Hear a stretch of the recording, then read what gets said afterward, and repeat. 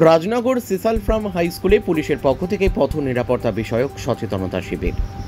Rajnagar block ও থানার গাংমুড়ি জয়পুর অঞ্চলের অন্তর্গত আলিগড়ের রাজনগর সিসাল ফ্রাম হাই স্কুলে পুলিশের পক্ষ থেকে পথ নিরাপত্তা বিষয়ক সচেতনতামূলক শিবিরের আয়োজন করা হয়। জানা গেছে, পথ দুর্ঘটনা এড়াতে, দুর্ঘটনার সংখ্যা কমাতে, ট্রাফিক আইন মেনে চলা ও ট্রাফিক আইন বিষয়ে সচেতন করার লক্ষ্যে রাজনগর থানার পুলিশের পক্ষ থেকে এই রূপ আয়োজন।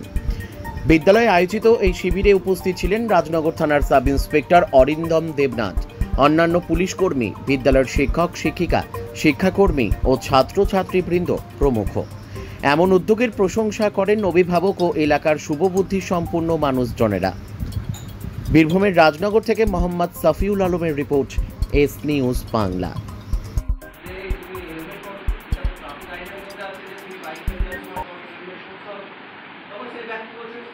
আমি তো জানি না যে আমাকে হেলমেট করতে হয়। তখন হচ্ছে এটা বলা চলছে। আইন মানে হচ্ছে জানতে হবে। আইন যখন চালু হচ্ছে তার মানে সেটা ধরে নেওয়া হয় প্রত্যেকটা মানুষকে আইনটাকে জানে। এবার যখন আপনি বাধ্য জানছেন তাহলে আমার জেনে নেওয়াটাই ভালো, তাই তো? তো সেই জন্যই আরও এই সকল প্রোগ্রামগুলো করা হচ্ছে, ঠিক আছে? তো দেখা যাচ্ছে যে আমরা রাস্তাঘাটে চলাফেরা করার সময় যে সকল পথ দুর্ঘটনাগুলো ঘটছে সেই সকল কিছুর পিছনে কয়েকটা স্পেসিফিক কারণ আমরা দেখতে পাচ্ছি, নির্দিষ্ট কয়েকটা কারণ। প্রথম হচ্ছে সব থেকে বেশি দুর্ঘটনা যে কারণে হয় সেটা হচ্ছে এক্সেসিভ স্পিড, অর্থাৎ অতি দ্রুত গতিতে যানবাহন যেটা, ঠিক আছে? সচরাচর এর শিকার অতি দ্রুত গতিতে যানবাহন চলাচলের ক্ষেত্রে শিকারের পরিমাণ দেখা যায় যে কারা বেশি হচ্ছে, যারা অল্প বয়সী তারা বেশি, ঠিক আছে? অর্থাৎ যারা অল্প বয়সী রয়েছে তারা দ্রুত গতিতে গাড়ি চালাচ্ছে এবং এছাড়া কি আছে? এছাড়া রয়েছে drank and drive.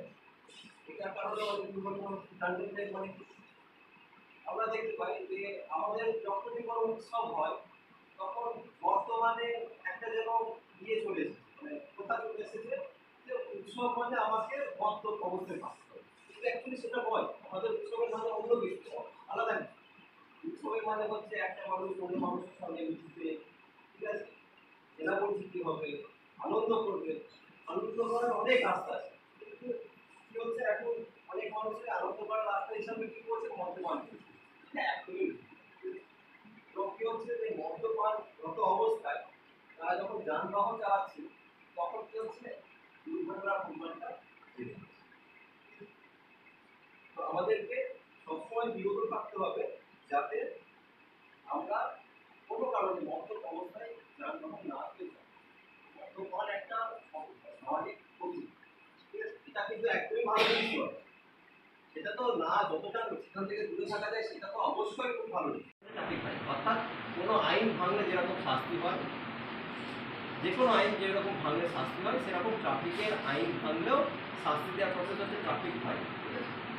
Traffic fine শুধুমাত্র যে টাকা পেমেন্ট করতে হয় সেটা নয়, ট্রাফিক ফাইনে ইমপ্রিজনমেন্টেরও ব্যাপার আছে, মানে মানুষের জেল পর্যন্ত হতে পারে, এরকম কিছু কিছু ধারা রয়েছে, ঠিক আছে? তো ট্রাফিক ফাইনটা কি হয়? ট্রাফিক ফাইনটা হচ্ছে যেরকম আমি বললাম যে কোনো আইন ভাঙলে মানুষের শাস্তি হয়, সেরকম ট্রাফিক আইন ভাঙলে মানুষের শাস্তি হচ্ছে ট্রাফিক ফাইন। এই ট্রাফিক ফাইনটা কালেক্ট করে হচ্ছে পুলিশ বা আরটিও বা কোনো কনসার্ন অথরিটি, ঠিক আছে? এটা সরাসরি জমা পড়ে সরকারি ফান্ডে, সরকারি যে ফান্ড থাকে সেই ফান্ডে সরাসরি জমা পড়ে, ঠিক আছে? এবং সেই ফান্ডের টাকা কিন্তু পরবর্তীকালে সাধারণ মানুষের অর্থাৎ জনগণেরই উপকারের জন্য ব্যবহার করা হয়, ঠিক আছে? জনগণের হিতে ব্যবহার করা হয়। অর্থাৎ ট্রাফিক ফাইনে যে ট্রাফিক ফাইন করছেন আরটিও বা পুলিশ অফিসারের ব্যক্তিগত কোনো থাকে না, ঠিক আছে? ব্যক্তিগত কোনো লাভ থাকে না। এটা সরকারি ফান্ডে জমা হয় অন্যান্য ফাইনগুলোর মতোই, এবং সেটা থেকে জনহিতে ব্যবহৃত হয়, ঠিক আছে? আচ্ছা, ট্রাফিক ফাইন আমি প্রিভিয়াসলি এর আগে রাজনগর হাই স্কুলে এরকম ক্লাস নিয়েছিলাম, তো ওখানে অনেক স্টুডেন্ট ট্রাফিক ফাইন সম্বন্ধে অনেক কিছু জিজ্ঞাসা করেছিল। তো কয়েকটা উল্লেখযোগ্য ট্রাফিক ফাইনের আমি সামান্য কিছু কথা বলি। যেমন আমাদের সচরাচর লোকালিটির মধ্যে কি হয় যে আমরা যানবাহন হিসাবে বাইকটাকে বেশি ব্যবহার করি। তাই আমি আমার বক্তব্য বাইকটাকে বেশি ফোকাস করি, কারণ সাধারণ মানুষজন বাইকটাকেই বেশি পছন্দ করে। তো একটা বাইক চালানোর ক্ষেত্রে কি কি সমস্যা হতে পারে? প্রথম হচ্ছে, বাইক চালানোর সময় আমাকে দেখতে হবে বাইকের সমস্ত কাগজপত্রগুলো ঠিকঠাক রয়েছে কিনা, অর্থাৎ তার ইন্স্যুরেন্স রয়েছে কিনা, তার পলিউশন রয়েছে কিনা, তার রেজিস্ট্রেশনের ডেট ফেল হয়নি তো, তার ট্যাক্স ভরা আছে কিনা, এই সকলগুলো দেখতে হবে। তো এই সকল কাগজপত্রের মধ্যে কোনো কিছু ফেল থাকলে তার জন্য ফাইন। এছাড়া কি, যখন বাইক চালাচ্ছে তাহলে তাকে ড্রাইভিং লাইসেন্সটা অবশ্যই সাথে রাখতে হবে। তার যে ড্রাইভিং লাইসেন্স থাকবে সেটি অবশ্যই তার সাথে রাখতে হবে। সেই ড্রাইভিং লাইসেন্স না থাকলে তার ফাইন হতে পারে। এই ড্রাইভিং লাইসেন্স সাথে না রাখার বা ড্রাইভিং লাইসেন্স না সাথে না থাকার জন্য একটা কি হয়, ফাইন হয়। যে ফাইনটা তাকে সাবধান করার জন্য হয়, তাকে সময় দেওয়া হয় 14 দিনের মধ্যে সে চাইলে ড্রাইভিং লাইসেন্সের থানায় দেখাতে পারে। এর জন্য 500 টাকা ফাইন, এবং গাড়ি যদি